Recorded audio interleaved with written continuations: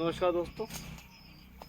कि वैसे मैं आपके साथ में हाजिर हूँ अपने पुराने प्रोग्राम अगला नज़रिया में। काफ़ी दिनों बाद आज मुलाकात हो रही है, क्योंकि मैं पिछले काफ़ी समय से अपने खेती में बिजी हूँ। इस समय पिछले दिनों पानी बरस गया, उसकी वजह से कुछ खेती के कार्यक्रम बढ़ गए। वैसे तो अभी समय काफ़ी है हमारी प्रॉपर खेती के शुरू होने में, लेकिन आम का समय है, आम की तुड़ाई चल रही है। हमारे यहाँ देखिए, ये मैं आम के पेड़ के नीचे खड़ा हूँ। आम की गुठलियाँ चिड़ियों द्वारा खाई हुई हैं। यहाँ पर सैकड़ों गुठलियाँ मेरे नीचे ही खड़ी हुई हैं। हम लोग ज़्यादा रखवाली की कोशिश नहीं करते। वैसे एक घंटी लगाई हुई है लोगों ने कि भगाने के लिए, लेकिन इसका कोई बहुत ज़्यादा असर नहीं होता है इस घंटी का। अब इस वाले पेड़ पर सैकड़ों की संख्या में आम थे, जो कि अब बहुत कम बचे हैं। हम लोगों ने ज़्यादातर तोड़ लिए है और उससे ज़्यादा चिड़ियों ने उनको खाया है। अच्छी बात है। ये हम लोगों का ये बगीचा जो है, वो पहले भी मैंने उस पर कई बार वीडियो बनाए हैं। तो इसीलिए है कि हम लोगों के लिए जो कुछ है तो है ही, लेकिन चिड़ियों को भी मिले। अब देखिए, हमारे यहाँ पे बहुत से औषधि पौधे भी हैं। ये गिलोय की बेल है, जिसके ऊपर शतावर की बेल चढ़ रही है। गिलोय की बेल आम पे चढ़ी हुई है। वैसे गिलोय अच्छी मानी जाती है जो नीम पे चढ़ी हो, मतलब नीम चढ़ी गिलोय बहुत अच्छा बोलते हैं आयुर्वेद की उसमें। और गिलोय का महत्व तो कोरोना काल में भी बहुत रहा है। बहुत बड़े पैमाने पर लोगों ने गिलोय का सेवन किया है।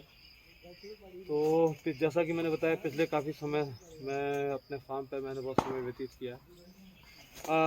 आज मैं फिर हाजिर हूँ ताज़ा हालात पे अपना नज़रिया देने पे, अगला नज़रिया देने पे। अब कोरोना का प्रकोप थोड़ा कम सा महसूस हो रहा है, लेकिन इस बीच में हमने अपने बहुत से करीबियों को खोया है और अभी भी दुखद खबरें आ रही हैं। लोग ये बोल रहे हैं कि शायद जब हमारे पास सब लोग वैक्सीनेशन हो जाएंगे तो तब जाके कुछ सुधार होगा। ये बात सही है, लेकिन आप एक चीज़ भी देखिए कि कई लोग जो दोनों वैक्सीन लगने के बाद भी बीमार पड़े और हम उनको खो चुके हैं। तो उसका कारण ये था कि वैक्सीन लगने के बाद जो प्रॉपर समय मिलना चाहिए था वो नहीं मिला। इसलिए वैक्सीनेशन के बाद भी हमें बहुत इंतजार करना पड़ेगा। एक चीज़ और है कि अधिकांश लोग जो मेरा ये अनुभव है, जो लोग हॉस्पिटलाइज हुए, हॉस्पिटल में जाने के बाद जो ऑक्सीजन पे गए और उसके बाद जो वेंटिलेशन मतलब वेंटिलेटर पे गए, उनकी स्थिति बहुत ख़राब हुई। बहुत कम, मतलब मेरे तो जानकारी में जिन लोगों को वेंटिलेशन पे जाना पड़ा वो तो बहुत बुरी स्थिति में, वेंटिलेटर तो बहुत बुरी स्थिति में रहे। उनमें अधिकांश लोग बच नहीं पाए। तो ये एक दुखद बात है। तो हम लोग बार बार देश की विभिन्न व्यवस्थाओं को तो के ऊपर कमियां निकाल रहे हैं, लेकिन सच्चाई यह है कि शायद वो जो उसमें जो कमियां हैं वो तो हैं, लेकिन जहाँ ज़्यादा कमियां हैं वहाँ स्थिति इतनी विपरीत नहीं हुई।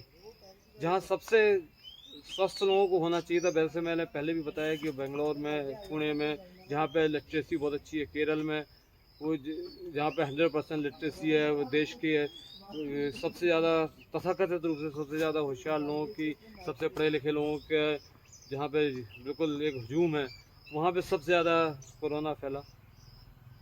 मैंने जैसे बताया कि एक समय तो ये था कि देश के टोटल बीमार लोगों का 30% के लगभग केवल पुणे और बेंगलोर जैसे 2-3 बड़े शहरों में था। तो ये बड़ा दुखद है। लोग बार बार यूपी बिहार पे आरोप लगा रहे थे कि वहाँ पे ये हो रहा है वो हो रहा है, लेकिन भाई मैं बार बार कहता हूँ, यूपी बिहार पे आरोप लगाने वाले लोग खुद के गिरवा में झांक के देखते उनके यहाँ क्या हो रहा है, तो शायद स्थिति इतनी विपरीत नहीं होती। लोग दूसरों पे आरोप लगाते रहे। उड़ीसा के मुख्यमंत्री ने किसी पे आरोप नहीं लगाया, उनके यहाँ स्थिति बहुत नाजुक थी, लेकिन उन्होंने कंट्रोल करने की कोशिश की। उन्होंने तो कभी किसी के लिए भी किसी को नहीं आरोप लगाया।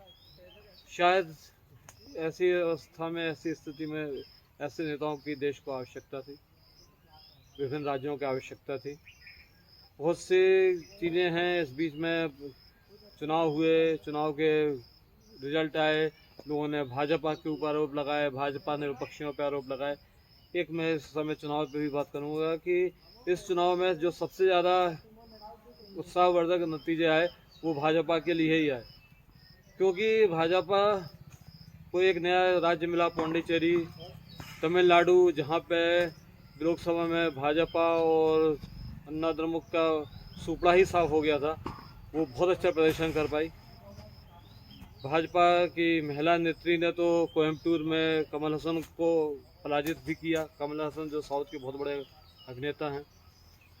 बंगाल में भाजपा सत्ता में नहीं आ पाई, लेकिन ये सबको पता था, भले ही कोई कुछ भी कहे, भाजपा वाले भी जानते थे कि सत्ता में आना बहुत कठिन है, क्योंकि जैसे ही वहाँ पे दिल्ली जैसी वोटिंग होगी तो दिल्ली में जैसे हुआ कि विधानसभा में पूरा एक तरफ से केजरीवाल जी ने सब कुछ साफ कर दिया था, लेकिन लोकसभा में पूरे वही वोट मोदी जी के पास चले गए थे।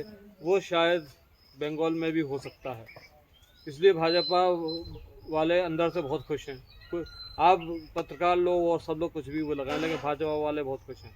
उनके एक बात की गारंटी हो गई कि उनके पास 35% वोट उनका सॉलिड हो गया। अब बचा फ्लक्चुएटिंग वोट। जैसे ही वो फ्लक्चुएटिंग वोट का 20-25% उनकी तरफ आया और उनके बल्ले बल्ले हो गए। इसलिए उनको गारंटी है कि अगला चुनाव में वो अच्छा प्रदर्शन कर सकते हैं। रही बात पिछले दिनों यूपी के पंचायत चुनाव की, तो पंचायत चुनाव में ऐसा माना जा रहा है कि भाजपा ने अच्छा प्रदर्शन नहीं किया, लेकिन भाजपा कभी पंचायत चुनाव में अच्छा प्रदर्शन नहीं करती, क्योंकि भाजपा की जो रणनीति है उसमें जो है वो राष्ट्रीय मुद्दे ज़्यादा बड़े हैं, और पंचायत में तो गांव से ज़्यादा घरों के मुद्दे हावी हो जाते हैं कि उसने मेरे संग में ये नुकसान किया था, वो नुकसान किया था, तो ये सब मुद्दे आ जाते हैं। तो इसलिए उससे भाजपा को कोई बहुत बड़ा नुकसान नहीं होने वाला। इस बीच में मैं आपको एक मजेदार और बताऊं कि हम लोग स्ट्रॉबेरी की खेती करते हैं, और जून की गर्मी में भी हमारे यहाँ ग्वालियर के भीषण टेम्परेचर में पॉलीथीन में स्ट्रॉबेरी जिंदा, मुझे पता नहीं कि आगे कितना समय चलेगी, और देखते हैं कितना चलती है।